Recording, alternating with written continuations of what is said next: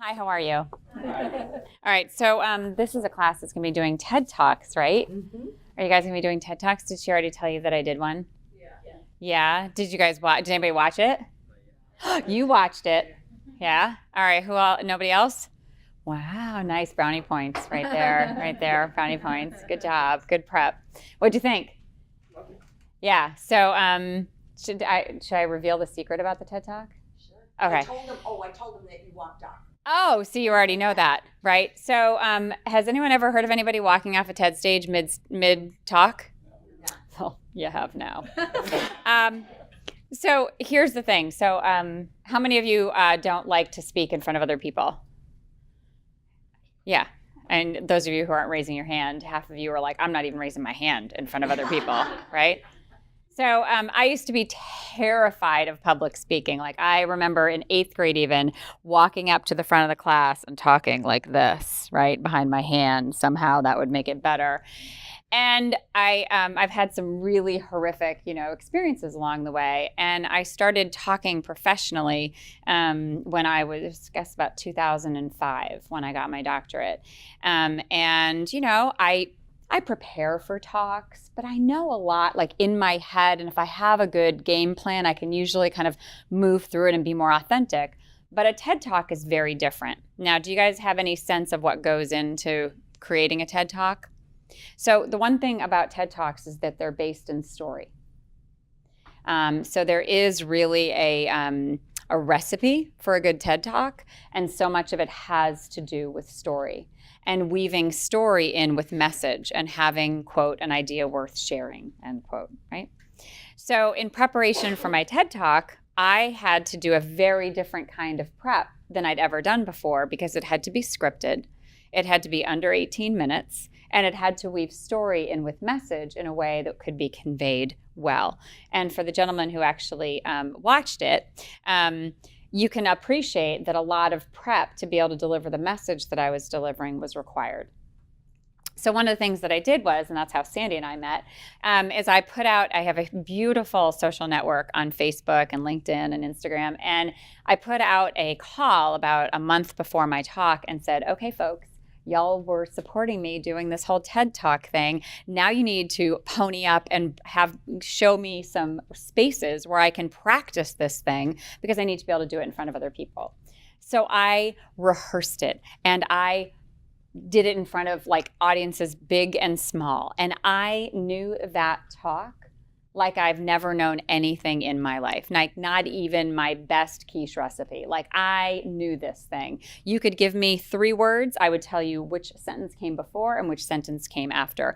I was doing it I would be recording myself doing it and then listening to myself later, which by the way is really creepy to do on like the treadmill, like listening to yourself, like I'm not listening to J-Lo, I'm listening to me-Lo. Anyway, but so there was one time when I was recording myself because I was trying to make sure that my cadence was correct and I had the right timing, and my dog starts barking in the mailman, and I don't even break like a stride, and I walk over, take the dog, put her in her crate, come back, and I've never stopped talking. Like this is how well I knew this talk.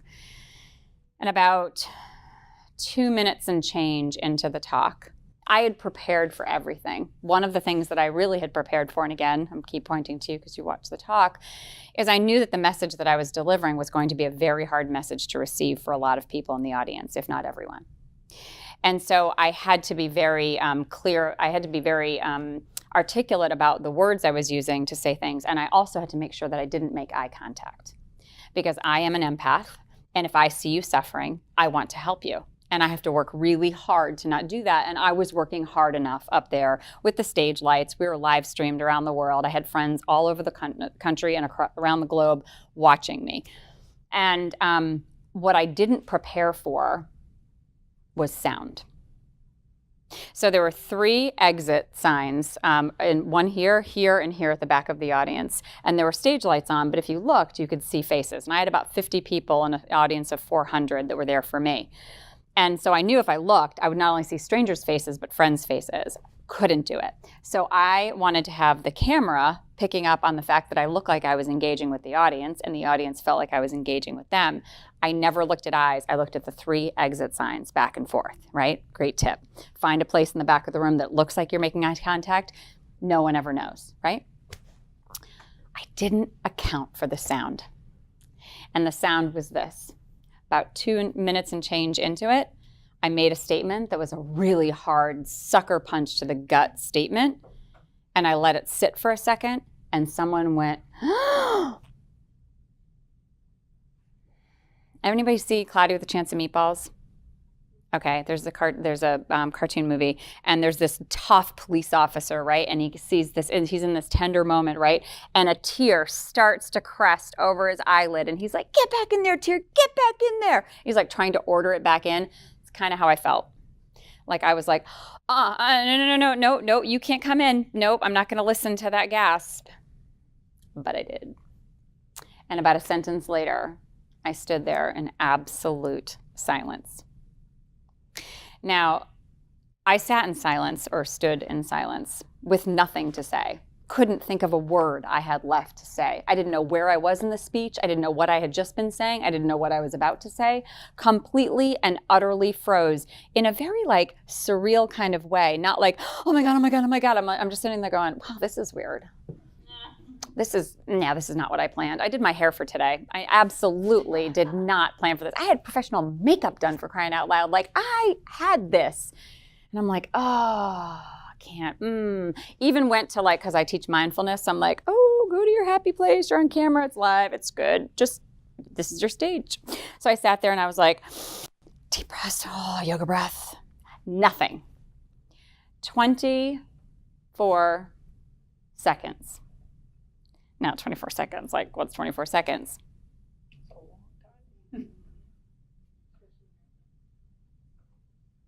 That was 5 seconds. And you even got to interact with me. Imagine how it must have felt in the audience for 24 seconds. Now, some of them thought I planted that silence there after having said something shocking to let everybody stew over it. I wish I'd been that brilliant, okay? Absolutely not. So I stood there 24 seconds, and I don't know why it took me 24 seconds to realize this, but it did. And I thought, my power is not here on this stage. My power is in my notes, and those are backstage. I'm out of here. So I looked at the audience and all of the people watching, right? My aunt was like, oh my God, my best friend, anyway. And I was like, give me a minute. And I walked off stage. And imagine this very tiny backstage. It's an old theater in Newport, Rhode Island. So the entire backstage is probably like that space. And there were every speaker, every volunteer, all of the people managing it, like in that room like this. And they're all like looking at me as I come off stage, like, right? Are you okay? I'm like, I'm fine. Somebody hand me my notes. I felt like Barbara Streisand asking for like all green M&Ms, like sorted at that point. I was like, come on, people, let's go. I've got a job to do. So I start yelling, pink, pink, because the top sheet of my notes that I'd been rehearsing from, the top sheet was bright pink. So somebody saw the bright pink sticking out of a bag in the corner, and they like mosh pitted it over, right, to me. And in the meantime, the MC went out and said, I'm sorry, we're having technical difficulties. She'll be right back. Thanks for your patience. And I'm like, technical difficulties in my head, for crying out loud, right? Anyway, so I'm standing there. I get to the page and I go, oh, that's what English looks like. I forgot what words were. I had no idea. Saw the sentence before I broke my head. I saw the sentence after. And then I went, I got this, handed it back. And she said, do you want to start from the top or where you were? I went, top, because I'm always a people pleaser. So I was like, the first thing you said. And I went, no, not the top. Right where I broke. Walked back out. Now, you're in the audience. What are you going to do? Applaud, right? And I'm like, no, not right now. No, this is not actually what you're going to do right now. This is now going to break me again. So you need to actually stop. So I walked out and people started applauding and I'm like, like, shh. I think I actually shushed them. I probably did. I'm a mom. I shushed them. And I got back to my position because I was thinking at the time, when this thing, I did this for the tape because I talk all the time, clearly right now, but I talk all the time, across the country, around the world. I didn't need to talk in front of people. I needed that YouTube tape, right? I needed that TEDx tape. So I needed to have a perfected tape. And I thought to myself, how am I going to get a perfected tape when my sorry rear end walked off stage, right? They're going to have to splice this video together. So I walk out onto stage and I stand at that point, and everyone has now hushed because I said so. And I thought to myself, how was I standing when I lost my ever-loving mind? And I went, I think I was standing like this.